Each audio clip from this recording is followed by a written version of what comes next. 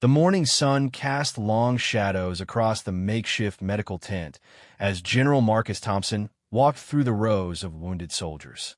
The air hung heavy with the smell of antiseptic and the quiet moans of men who had given everything for their country.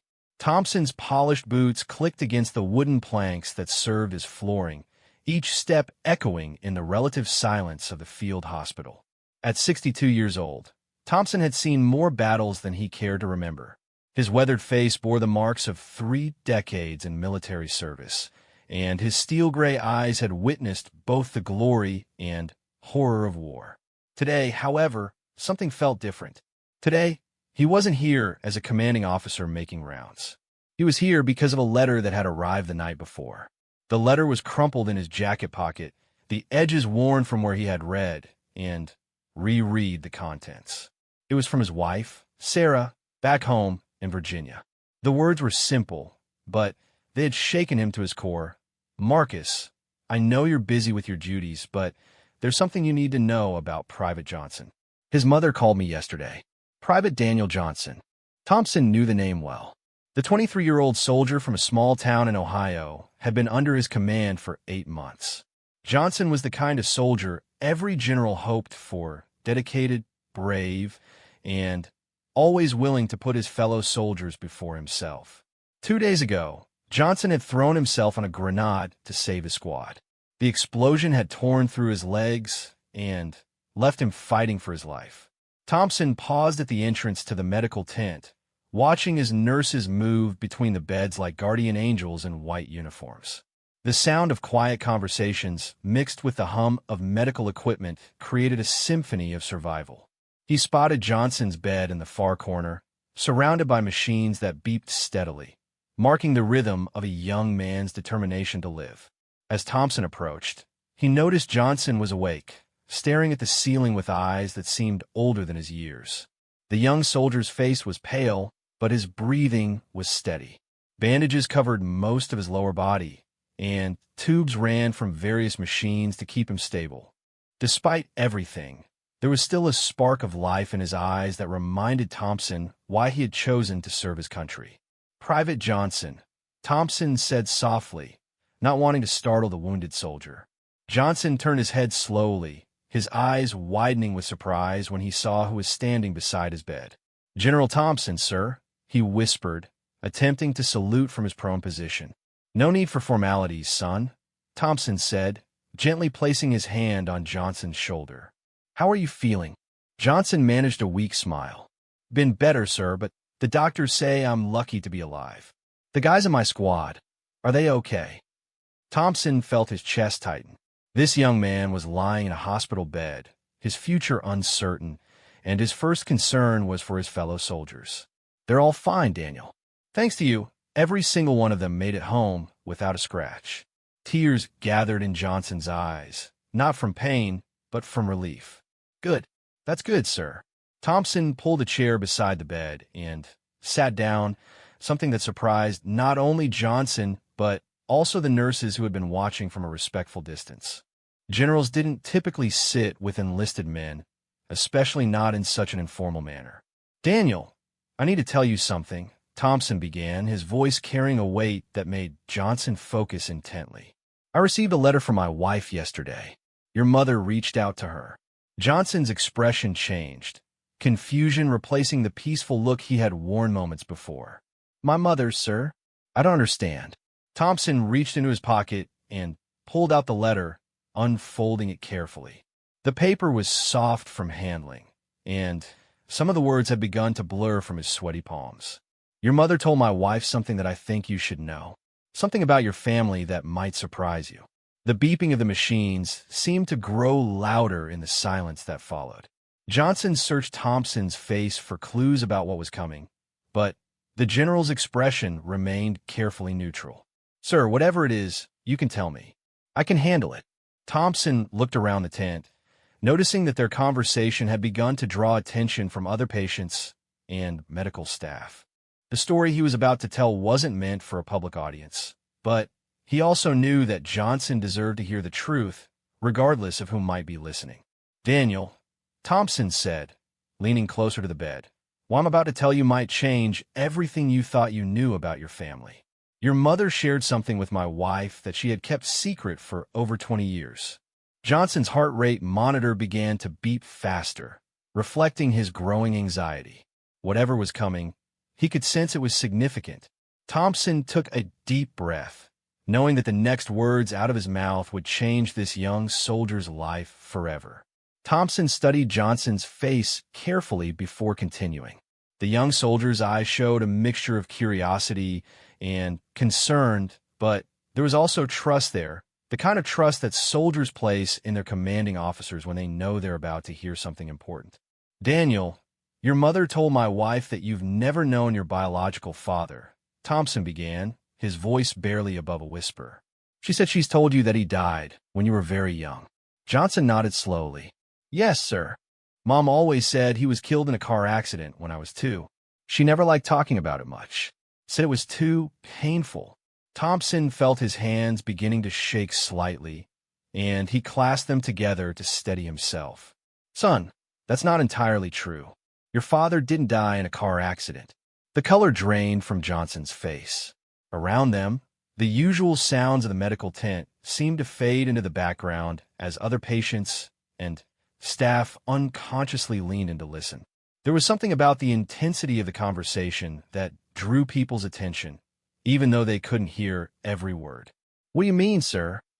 Johnson asked, his voice cracking slightly. Thompson reached into his wallet and pulled out a small, worn photograph. It showed a young soldier in dress uniform, probably about 20 years old, with a bright smile and eyes that sparkled with hope and determination. He handed the photo to Johnson with trembling fingers.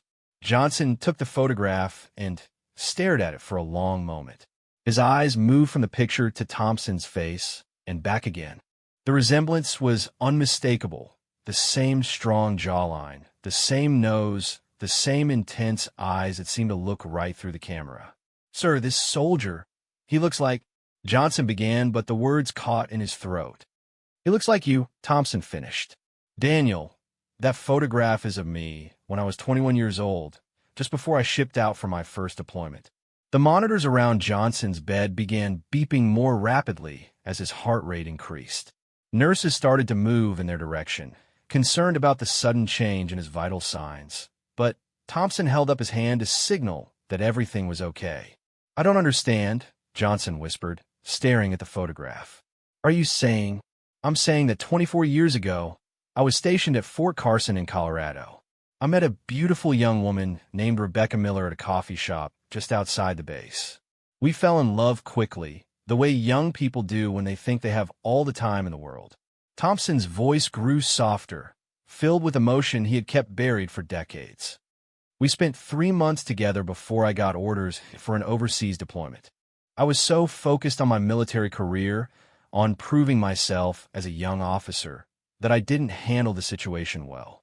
When Rebecca told me she was pregnant, I panicked. Johnson's grip on the photograph tightened. Rebecca Miller. That was my mother's name before she married my stepfather. Yes, Thompson confirmed. I was young and stupid, Daniel. I thought I was doing the right thing by walking away. I told myself that a career military officer couldn't provide the stable home that you deserved. I convinced myself that you and your mother would be better off without me. Tears began to flow down Johnson's cheeks, but he didn't wipe them away. His entire world was shifting, and he was struggling to process the magnitude of what he was hearing. So you just left? Johnson asked, his voice carrying a hint of anger mixed with hurt. Thompson nodded, his own eyes filling with tears. I left, and I've regretted it every single day for the past 23 years. Your mother tried to contact me a few times when you were young, but I was always deployed or transferred to new assignments. By the time I realized what a mistake I had made, years had passed.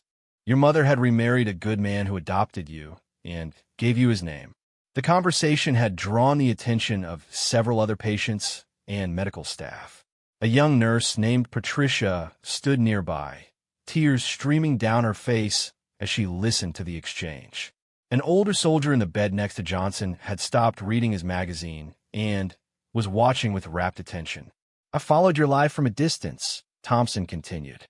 I knew when you graduated high school, when you enlisted in the Army. I even requested to have you transferred to my unit when I learned you were being deployed. Johnson's eyes widened. You requested my transfer? You mean it wasn't random that I ended up under your command? Nothing in the military is truly random, son. When I saw your name on the deployment roster, I pulled some strings. I wanted to see what kind of man you had become. I wanted to know if I'd made a mistake by staying away all these years. Thompson leaned closer to Johnson's bed, his voice filled with pride. What I discovered was a young man of incredible character and courage. You're everything I could have hoped for in a son, and more.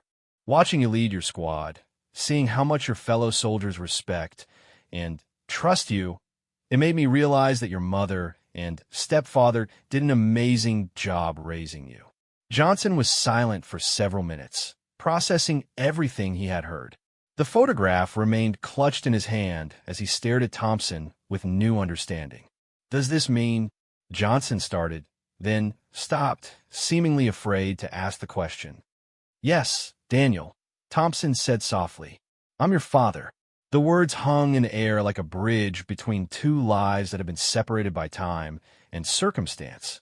Around them, everyone in the medical tent had stopped what they were doing to witness this extraordinary moment of revelation and reconciliation. The silence in the medical tent was profound. Even the constant hum of medical equipment seemed muted as everyone processed what they had just witnessed. Johnson stared at Thompson with a mixture of emotions playing across his face: shock, hurt, confusion, and something that might have been hope. 23 years, Johnson whispered, his voice barely audible. You've known where I was for 23 years. Thompson nodded, unable to speak for a moment as guilt washed over him. He had rehearsed this conversation 1,000 times in his mind, but nothing had prepared him for the raw emotion of the actual moment. Daniel, I know I can't make up for the years I missed. I know I can't undo the choices I made when I was young and scared, but I want you to know that not a day has passed that I haven't thought about you. Johnson closed his eyes, trying to absorb the weight of this revelation. When he opened them again, there was a different quality to his gaze, as if he was seeing Thompson not just as his commanding officer, but as a man with his own struggles and regrets. What about my mother? Does she know you're here? Thompson's expression grew even more pained. She knows. After you were injured, the hospital contacted your emergency contacts. Your stepfather called your mother, and she reached out to my wife. Sarah has known about you for years. I told her about my past when we got married. Your mother asked Sarah if I would want to see you. And do you? Johnson asked, his voice carrying a vulnerability that made several nearby nurses wipe tears from their eyes. Want to see me, I mean? Not just as a soldier under your command, but as your son? Thompson reached out slowly and placed his hand on Johnson's arm. Son, I have wanted nothing more than to know you since the day I left your mother. I was just too much of a coward to do anything about it. A gruff voice from the next bed interrupted the emotional exchange. Excuse me, General, but did I hear this right? This young hero is your boy. Thompson turned to see Sergeant First Class Rodriguez, a veteran of multiple deployments who had lost his right leg to an improvised explosive device. Rodriguez had been in the bed next to Johnson for the past week, and the two soldiers had struck up a friendship during their recovery. Yes, Sergeant. Daniel is my son. Rodriguez shook his head in amazement. Well, I'll be damned. Sir, you should know that your boy here is something special. He's been talking to all of us wounded soldiers, keeping our spirits up, making sure we don't give up hope. Even flat on his back, he's been acting like a leader. Other voices began to join in from around the tent. A young corporal from across the aisle called out, Private Johnson helped me write a letter to my girlfriend when my hands were too shaky to hold a pen. A staff sergeant added, he's been sharing his care packages with anyone who doesn't get mail from home. Thompson looked around the tent with growing amazement as soldier after soldier began sharing stories about Johnson's kindness and leadership, even while he was recovering from his own injuries. The young man lying in the hospital bed had somehow managed to become a source of strength and inspiration for everyone around him. You see, General, said Nurse Patricia, who had been caring for Johnson since he arrived. "Your son has been taking care of all of us." He talks to the scared young soldiers who are facing their first serious injuries. He listens to the older veterans who need someone to understand what they've been through. He's like a bridge between the officers and enlisted men. Everyone respects him. Thompson felt a surge of pride, so intense it almost took his breath away. "I had no idea." Johnson shifted uncomfortably in his bed, clearly embarrassed by all the attention. "I was just trying to help pass the time. Everyone in here has sacrificed so much." "No, son," Thompson said firmly. "What you've been doing goes far beyond passing time. You've been leading by example, showing these soldiers what true character looks like." Dr. Williams, the chief medical officer for the field hospital, approached the group. He had been observing the conversation from a distance, and his expression showed both professional interest and personal emotion. "Excuse me, General Thompson," Dr. Williams said. "I couldn't help but overhear your conversation. I wanted you to know that in my 20 years of military medicine, I've never seen a patient have such a positive impact on an entire ward. Your son has been remarkable." The doctor paused, looking directly at Johnson. "Daniel, what you did to save your squad was incredibly brave, but what you've been doing here in recovery is equally heroic. You've helped more soldiers heal, mentally and emotionally, than some of our trained therapists." Thompson stood up from his chair and looked around the tent at all the faces watching them. Medical staff, wounded soldiers, visiting family members. Everyone had been drawn into this unexpected family reunion. "I need to ask you all something," Thompson said, his voice carrying the authority of his rank, but also the humility of a father. "This conversation, what you've witnessed here today, it's deeply personal. I'm asking for your discretion." Sergeant Rodriguez spoke up immediately. "Sir, what happens in this tent stays in this tent.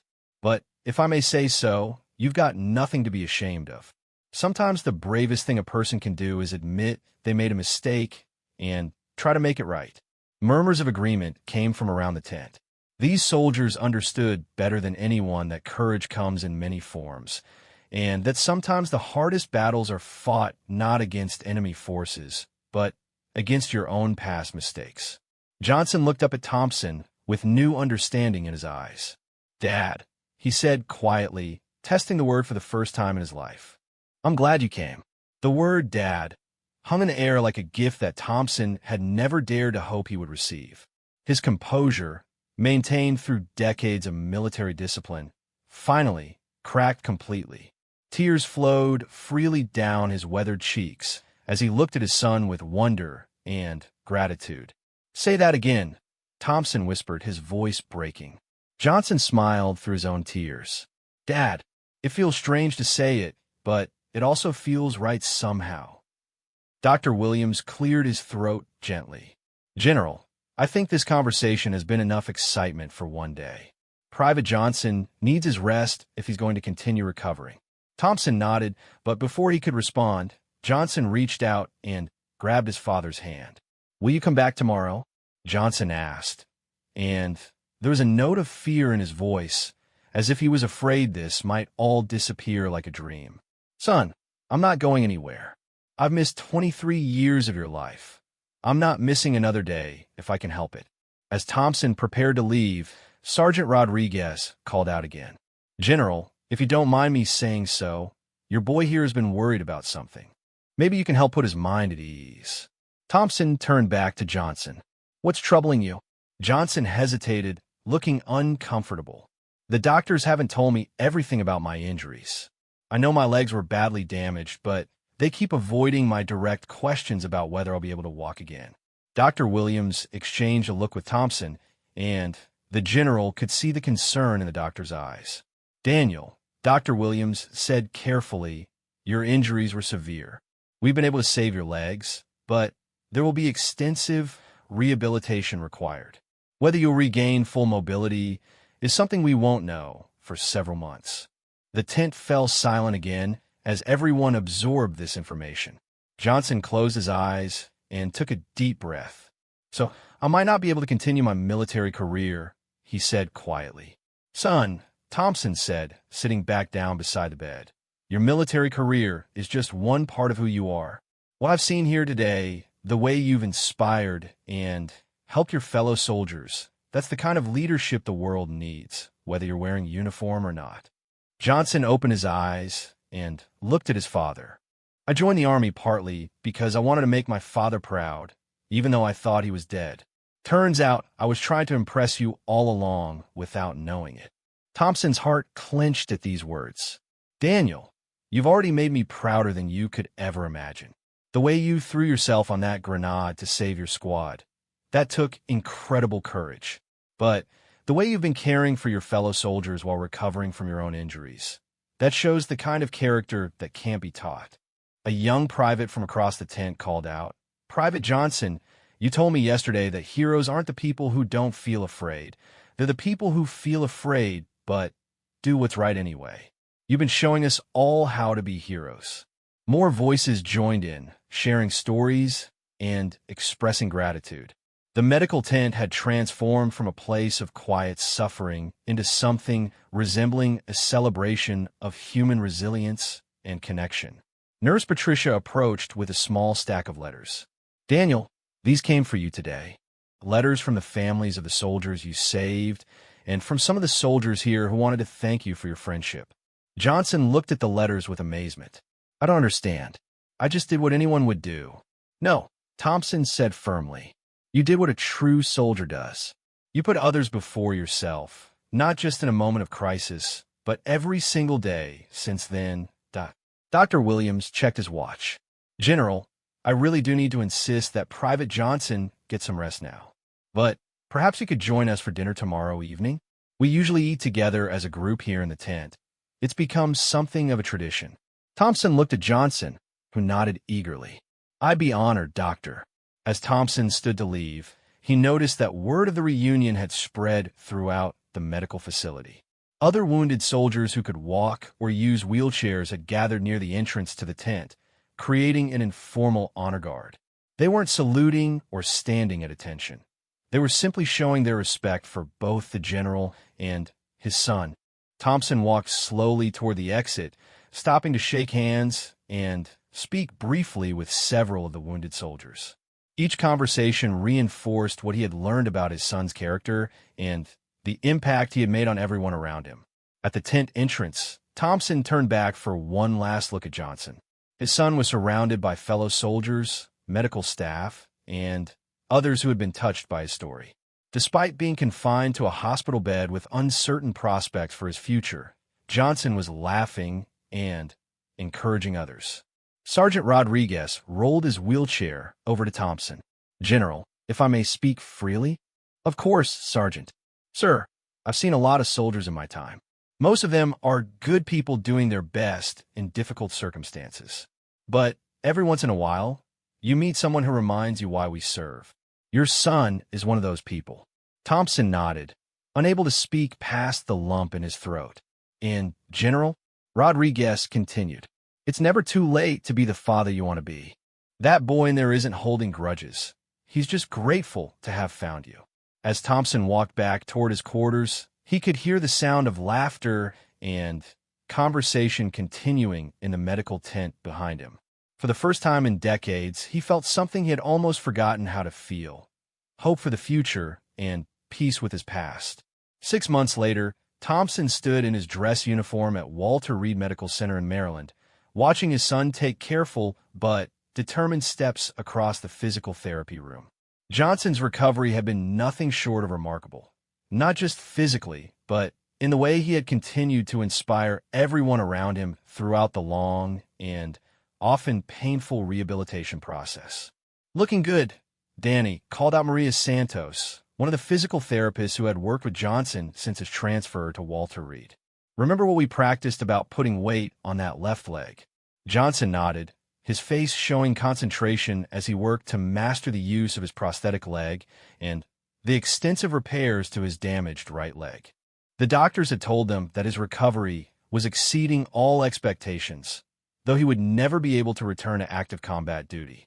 Thompson had spent as much time as possible at Walter Reed over the past months, using his accumulated leave time, and finally, taking advantage of his rank to arrange his schedule around his son's recovery. They had talked through years of missed conversations, shared stories about their lives, and slowly built the relationship they had both yearned for. "Dad, watch this," Johnson said, letting go of the parallel bars and taking several unassisted steps across the room.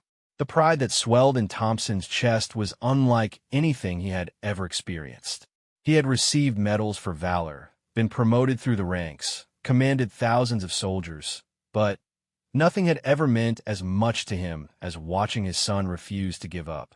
Dr. Martinez, Johnson's lead physician, approached them with a smile. "Daniel, I have some news that I think you'll want to hear." Johnson paused in his exercises, using the wall for support. "Good news or bad news, Doc?" "Definitely good news. Based on your progress, we're ready to discharge you from the medical program. You've regained about 80% mobility in your legs, and your physical therapy can continue on an outpatient basis." Thompson and Johnson exchanged glances. They had both known this day was coming, but they hadn't talked about what would happen next. "There's more," Dr. Martinez continued. "You've received a formal offer from the Department of Veterans Affairs. They want you to join their peer counseling program, working with wounded veterans who are struggling with their recovery process."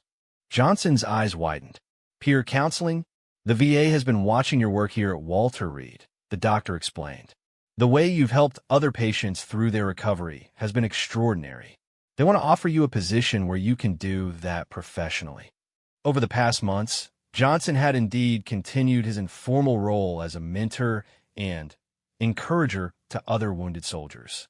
His hospital room had become a gathering place for anyone who needed someone to talk to, and the medical staff often referred struggling patients to spend time with him. Thompson felt his chest tighten with emotion. "Son, that's incredible." Johnson looked thoughtful.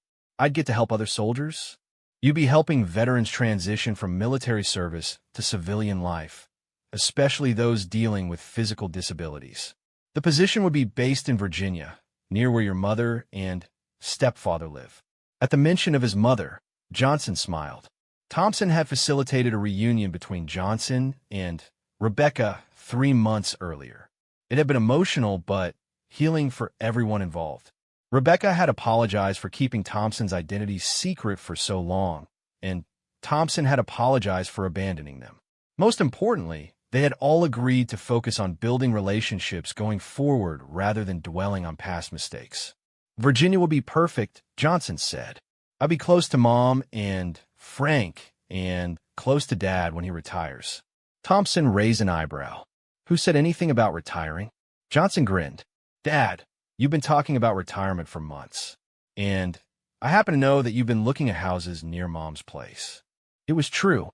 Thompson had been considering early retirement, so he could spend time with his son and perhaps find a way to make up for some of the lost years. At 62, he had served his country well, and the idea of trading his general stars for the simple title of Dad was becoming more appealing every day. "Well," Thompson said with a smile, "I might have been considering my options." Dr. Martinez cleared his throat. "There's one more thing, Daniel. The peer counseling position comes with an interesting opportunity. The VA wants to create a documentary about your recovery process and the impact you've had on other veterans. They think your story could help inspire wounded soldiers across the country." Johnson looked uncertain. "I don't know about being in a documentary. I'm not comfortable being called a hero." "Son," Thompson said gently, "you've never been comfortable with praise, but that doesn't mean you don't deserve it. What you did on that battlefield saved lives. What you've been doing here in recovery has saved spirits and given hope to people who had lost it." A familiar voice called out from across the room. "Hey, Johnson, are you going to stand around talking all day, or are you going to finish showing us how it's done?" They turned to see Sergeant Rodriguez, now walking with the aid of a cane, accompanied by several other veterans who had been patients at Walter Reed during Johnson's recovery. Over the months, an informal support network had developed around Johnson, with veterans at various stages of recovery coming together to encourage each other. "Come on, Danny," called out Corporal Williams, a young Marine who had lost both legs to an improvised explosive device. We've got new arrivals who need to see that recovery is possible. Johnson looked at the group of veterans who had become like family to him, then at his father, who was watching with obvious pride. You know what? Johnson said, straightening up and taking a few more unassisted steps. I think I'd like to help make that documentary. If my story can help even one veteran believe that they can overcome their challenges, then it's worth sharing. Thompson felt tears gather in his eyes once again. In the 6 months since that first conversation in the field hospital, he had watched his son transform from a wounded soldier into something much more significant, a beacon of hope for others facing their darkest moments. "I'm proud of you, son," Thompson said quietly. "I'm proud of you too, Dad," Johnson replied. "It took courage for you to come to that medical tent and tell me the truth.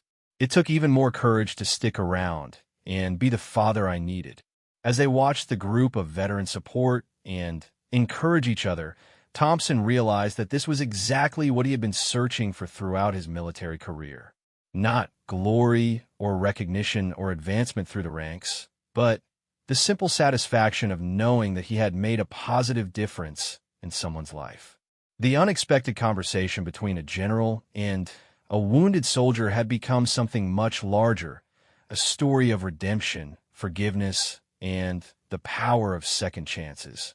And as Johnson took his first steps toward a new life of service to his fellow veterans, Thompson knew that their journey together was just beginning.